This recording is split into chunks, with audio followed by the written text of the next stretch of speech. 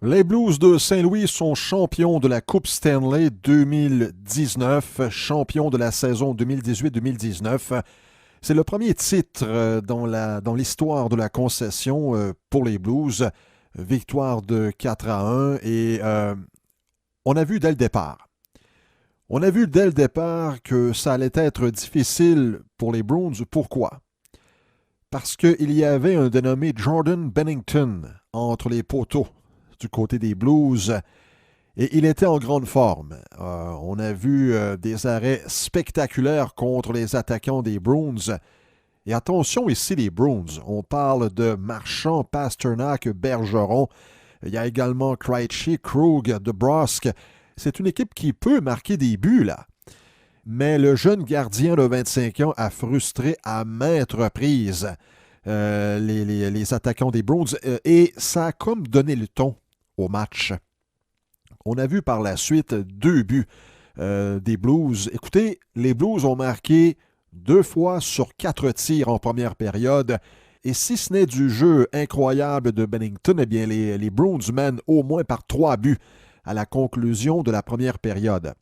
Il y a une chose là que je veux faire attention ici, je veux mettre quelque chose au clair. Sera-t-il aussi impressionnant l'an prochain? Il n'y a personne qui peut l'affirmer là. Est-ce que les Blues ont trouvé leur gardien à venir? On verra, c'est bien possible, on verra.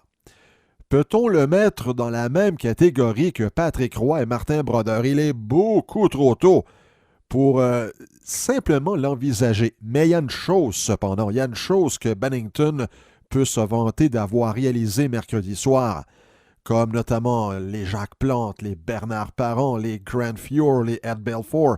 Il a été un élément essentiel de cette victoire ultime des Blues. Et ça, là, il n'y a personne qui peut lui enlever.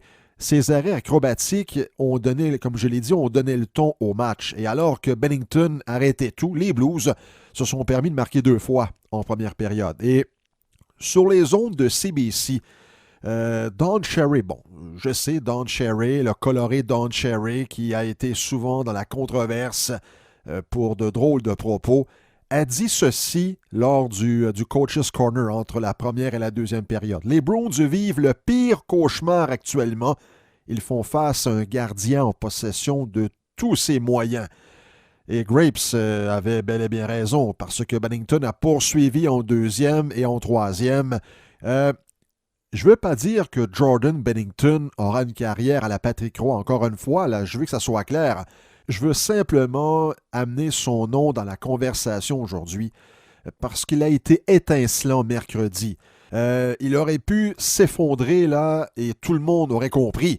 On aurait été compréhensif avec le jeune gardien, mais non, non, non. Il s'est dressé devant les Bruins comme les grands du passé l'ont fait. Et qui aurait pu prédire pareil dénouement en cette saison 2018-2019? Je vous rappelle que le 2 janvier dernier, là, le 2 janvier 2019, les Blues occupaient le dernier rang de la Ligue. En dernière place, et les hommes de Craig Berube ont mis fin ici à 52 ans d'attente.